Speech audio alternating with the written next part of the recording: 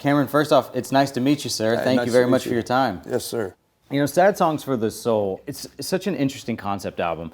What inspired you to sort of dive into this theme of heartbreak and vulnerability for an entire album? Man, honestly, I am so like enamored by sad songs. Like that's what I like to listen to. I don't know why. I'm like a really happy person, but I love sad songs. I love the writing and the pain and the emotion that they make you feel. I feel like I get more of that emotion from sad songs than I do from like go have a drink with your buddies kind of songs. Yeah. So there was a lot of songs that I had that were just kind of sitting like, I guess not demo jail, but actual demo jail, like on my phone where I just had these songs and I was like, what do I do with them? I was like, I need to just make a project with all of the ones that I love. That kind of leads me to my next question, because I wanted to ask, like, conceptually, like, did you have the title in mind and then you built the songs around it? But it sounds like you had a bunch of sad songs and you were like, well, I got to do something with these. So, and then you just sort of figured out, like, let's just throw them all on one album. Yeah, I find that I write more sad songs in a year than I do like other songs. So I was like, you know what? Like these are some of my favorites that I would love to just kind of show the world, and that I wouldn't feel like would necessarily fit on a normal project of mine. So it was just kind of a passion project for me. Maybe that's why you're happier, is because you get all of this sad emotion out with your music. You know what I mean? Maybe so. Was there ever any concern on your part that an album of only sad songs might be too heavy for listeners? For me, this was kind of a selfish project where I really wanted to do something very different. I was kind of in a creative rut, and I was like, what can I do that's going to inspire me? And I used a different producer on this, which was really fun to just like experiment in different ways. So yeah. Well, you've said that you want this to be like a cathartic listening experience for, you know, for people listening to the album. And I kind of think that that's what's great about it, right? Is that it's almost like an experience. So how do you sort of envision people taking this album in? Is it like lonely drives on the road, or like me, like a candlelit bath? Like, what do you... What's the way that you want them to listen to this to get the most experience or the most impact out of it? Honestly, I feel like everyone listens to music differently.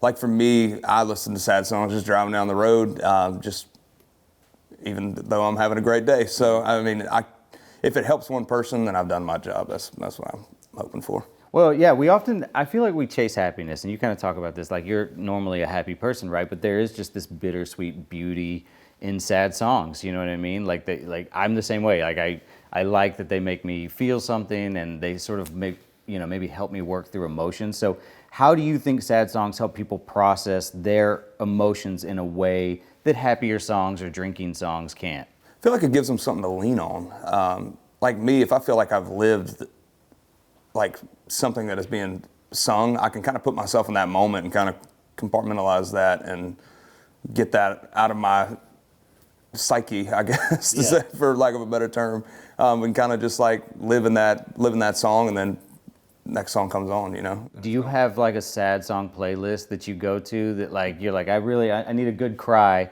so let me flip this on? Could you tell me maybe a song that does it for you no matter what? Like, I will say, have you heard Indigo?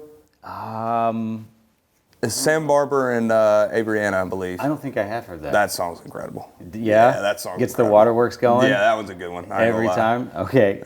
Now, Burning House kicks off the album, right? This was a smash hit for Cam back in 2015. So why did you decide to recut this song? I just think that this is one of the most beautifully written songs ever. I can see everything. I'm a very visual writer, and the way that they wrote it, it feels like I can see every image of, like, it's almost like I can see the movie or the music video before like the song's done. And I just think that's beautiful. Did you approach the song differently, you know, from a vocal perspective or emotionally compared to how it was originally recorded? I just wanted it to be as raw as possible. So it's me, a baritone, and an electric guitar. So it's very, very different from her version. There's a little bit of strings on it as well. But yeah, we just try to keep it as stripped down and as laid back as possible. And now have you spoke to or heard from Cam about your rendition? A little bit, yeah, which is awesome. Yeah. That's cool. What'd she say about it? I'm pretty sure they're excited about it. It seems like it is, or they are. What's one thing you'd love to ask her about? Maybe you did have this conversation, but about the writing of that song and what it meant to her. I would love to know how that idea came about, because if somebody brought that title like into a writing room, I don't know if I'd have wrote it that way, but I think it's cool how they did, and I think it's beautiful how they did, obviously. I mean, the song's amazing, but yeah, I just wonder how that whole situation came about. Now, Hello Whiskey is going to be this first single off the album, correct? Yes. Yeah, so that, it's such a very, very poignant tone for the album. Can you sort of walk us through the writing process for that song and why that song is the first one that you want to release? Yeah, so honestly, it was such a fun write, and it was kind of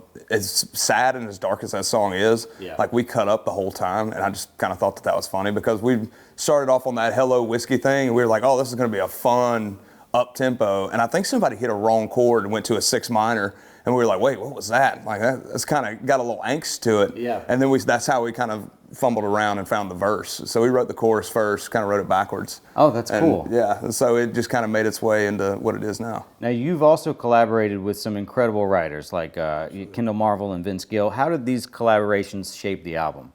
Man, just great minds. I will say Kameron Marlowe and Vince Gill obviously are two of my favorite writers to write with, but just the way that they visualize songs, like I was saying earlier, I feel like the way that they write is very visual, and that's something that I'm very attracted to in a writing room. The album touches on heartbreak at all stages of life, and I want to. I think my favorite album or my favorite song on the album so far is probably "Here Lies the Fool." I don't know why. I appreciate that. Yeah, I've listened to the album twice, but that song was the one I found myself kind of going back to. I don't know. I don't even have a drinking problem, so I'm not sure why. But, how did you approach writing such a universal yet deeply personal experience in regards to like the different stages of heartbreak that you sort of feature on the album? Oh, man, that's a great question. To be honest, a lot of them are just kind of random thoughts and random ideas that kind of came into my mind, whether it was something that I've lived or something that I've seen. Like Here Lies the Fool, for instance, like that wasn't even really fully an idea that I had at all. One of the writers, Lacey K. Booth, came in and had 50% of that song already written, was like, y'all want to finish this? And we were like, yes, this is awesome. So it was more of like an idea that she had that we all just got to kind of come together and write behind. So. Now, is there a song on Sad Songs for the Soul that you think will surprise fans the most, or that you're the most excited for them to hear? Ooh, If You Stay is my personal favorite on the record, I think. How come? I actually didn't even write that song, but my buddy Wyatt McCubbin, and forgive me, I am going to blank on the others' names, and I will get back to make sure that I credit them. But that is just something special in my mind. I feel like I've lived that song before, and I know that feeling, and I can tell the heartbreak in that song. Now, your voice is described, not by me, but I agree with this, as soulful and resonant. Have you ever heard people describe your voice that way? I have. And what a compliment. I so appreciate nice. that a lot. But I agree with it. And so how do you lean into that to complement the themes of this album? Like, do you feel like your voice complements, such sad songs, for lack of a better word? I feel like a lot of the music that I grew up listening to and the singers that I really listened to, like Ray Charles, I feel like he was great at bringing emotion across with his voice. And I feel like I've always tried to embody that and tried to make sure that when I'm singing, I show emotion in my voice so that you can really latch onto it. How does Sad Songs for the Soul differ creatively or emotionally from your previous album, Keeping the Lights On?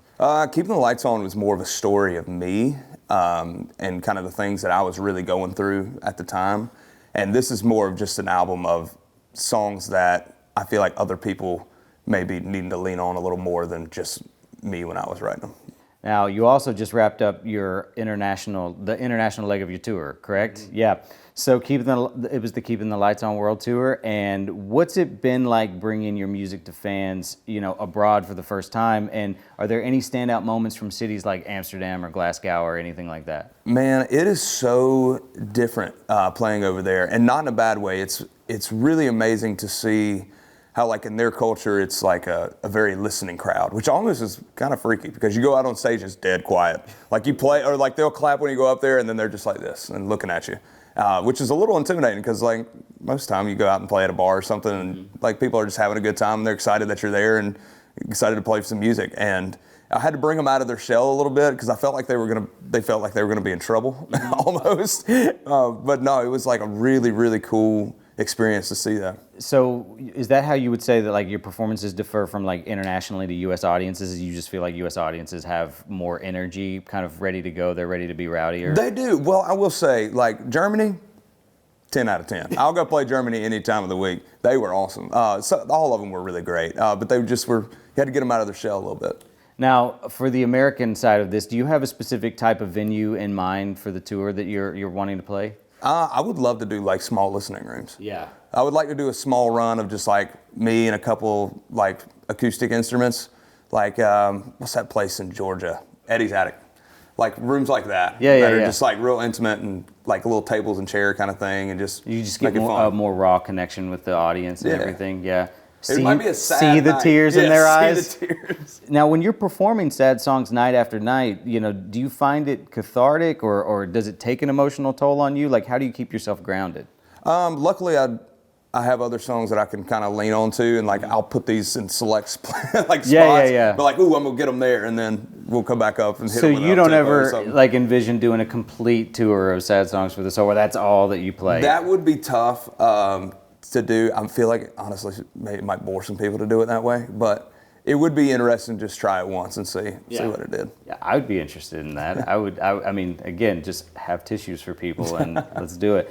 What's the best advice that you would give to aspiring singer-songwriters who want to turn their passion into a career? One of my favorite pieces of advice that I've gotten that I would love to pass on is that the song should always come first. No matter if you think that you have the right idea and that you are dead set on it, like always fight for the song.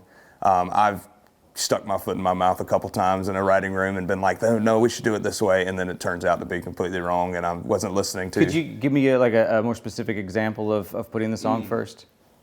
Girl on Fire.